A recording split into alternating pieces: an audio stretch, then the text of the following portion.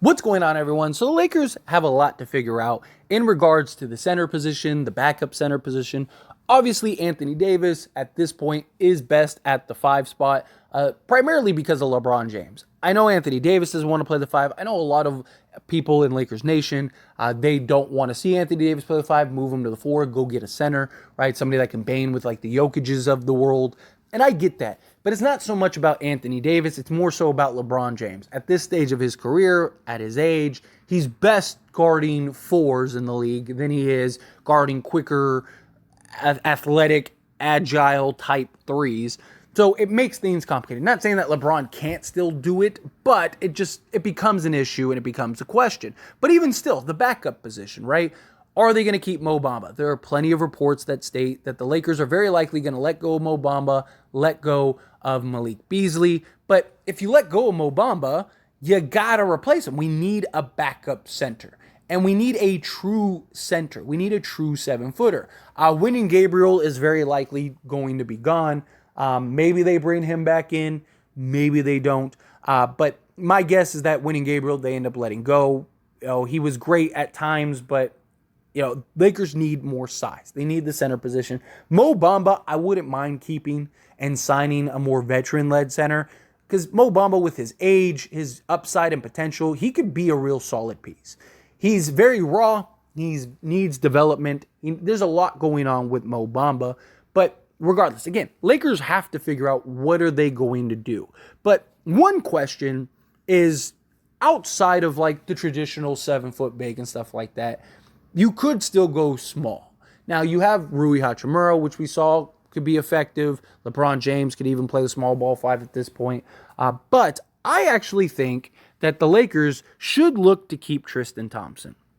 Tristan Thompson is still only 32 years old, so he's still relatively young. Still has a couple years left. Whether he plays or not, he's not going to fight it. He's not going to carry. He's not going to be a headache. He's a veteran guy that's won a championship, that can be a locker room guy, that can, we saw him just first one up, high-fiving, congratulating everybody. He's, waving the towel on the bench. He's the hype guy. He was the Jared Dudley for the Lakers. And I'm okay with that.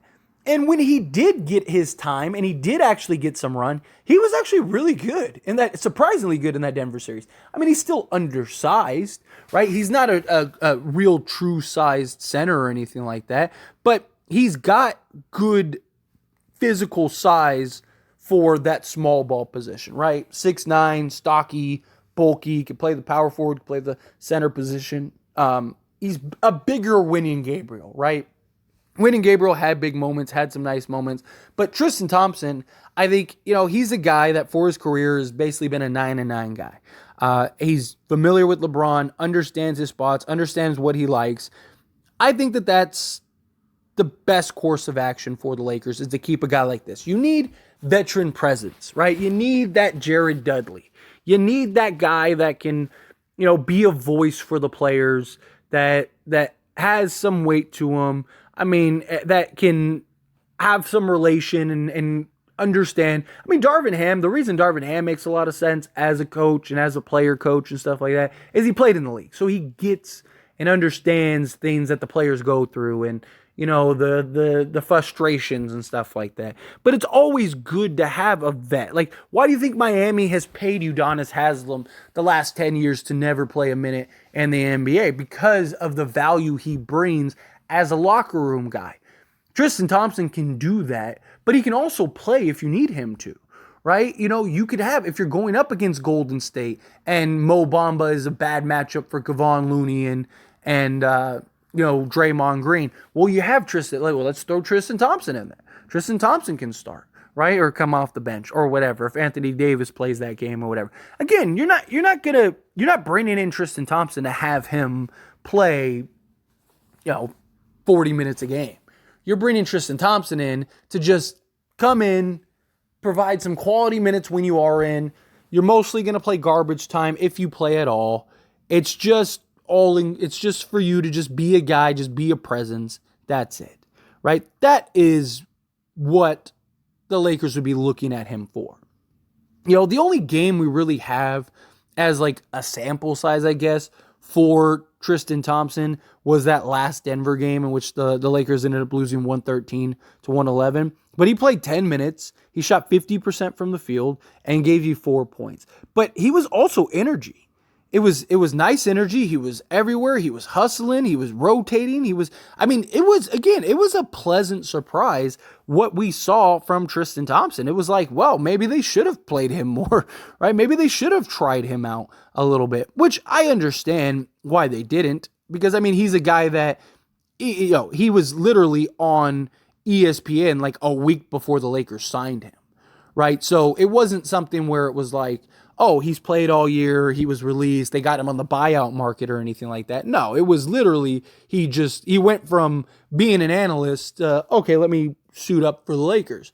So there was never that intention. But if he has a full training camp, a full preseason, a full offseason to kind of get in shape, get everything together, get ready to go for a long, tremendous season, I think that would be nice. You have a guy who, again, has that relationship and that connection with LeBron James, a guy that understands what is asked of him, that doesn't need the ball, that's not going to demand to play X amount of minutes, it's not going to demand to be, he's just going to be a good locker room veteran guy that's going to come in, he's going to play the minutes that are asked of him, he's going to play the role that is asked of him, he's going to be a guy on the bench that's going to be happy to be there, right? He's just happy to be in the same room, right? Like those are all valuable things in and of itself. And I really just think if you can get Tristan Thompson, sign him, for a 2-year whatever deal, I think you do it. I really do. Even if he never plays, you got to fill out a 15-man roster, right? So might as well have him on a vet minimum. He's not going to cost you anything. It doesn't hurt to have another big, right? A guy that can play the 5 or the 4, and just give you that hustle, give you that rebound, give you that everything, give you that voice. I really kind of been thinking about, like, should they keep Tristan Thompson? I'm like, yeah, I would rather have Tristan Thompson than Wenyen Gabriel, right? Like, so, and in today's NBA, there's a lot of teams that have that small ball center, small ball lineup. Even Denver, when Jokic doesn't play, what do? They have Aaron Gordon play the center spot. So, again, like, if you're the Lakers and you're in that matchup, like, you could go and say, okay, well, we're playing Denver again. We got whatever Miles Turner, let's say, as like our center. But, he's not best to guard an Aaron Gordon who can pull him out the paint and just blow past him or whatever. Okay, well, let's put a Tristan Thompson in, and Turner could play the 4, or AD could play the 4 or whatever. And then now we have Tristan Thompson who can, when the Jokic minutes aren't playing, well, now we got that guy. It gives you the flexibility. And again, you still have LeBron James, you still have Rui Hachimura that you could do that with. But to have a guy in Tristan Thompson that has good size for a small ball center, that's going to give you that energy, that's going to give you those bursts, I think he's a good value to have. You gotta have guys on your roster anyway. You always have that guy or two on your roster that doesn't play, or if he does play, it's usually garbage time. It's usually whatever. Lakers have like Shaq Harrison, stuff like that too on the roster that never really plays or anything like that. Tristan Thompson's the same thing, right? You're not gonna really play. It's fine. I just want to be on an NBA roster. I just want to be with my buddy LeBron. Perfect. Right? And you start putting these pieces together. You start getting these veteran guys. If the Lakers land Chris Paul, that's another veteran guy. It doesn't hurt. I know a lot of people are like, oh, why do you want the old guys? Well, one, Tristan Thompson still isn't old. He's literally in his prime. But two, like, you need a nice balance. Name me a team that has ever won a championship with only young guys. I'll give you the answer. It's never happened. There's always veteran guys. There's always veteran-led guys. Even teams like the Detroit Pistons, the Miami Heat, the Lakers in all those years. Like, they always have a nice mix and balance. The Chicago Bulls, all of that. It's veteran-led. It's guys that are in their 20s and even their 30s and stuff like that, right? Like, you never see a team full of 22, 23-year-olds win an NBA championship. It just doesn't happen.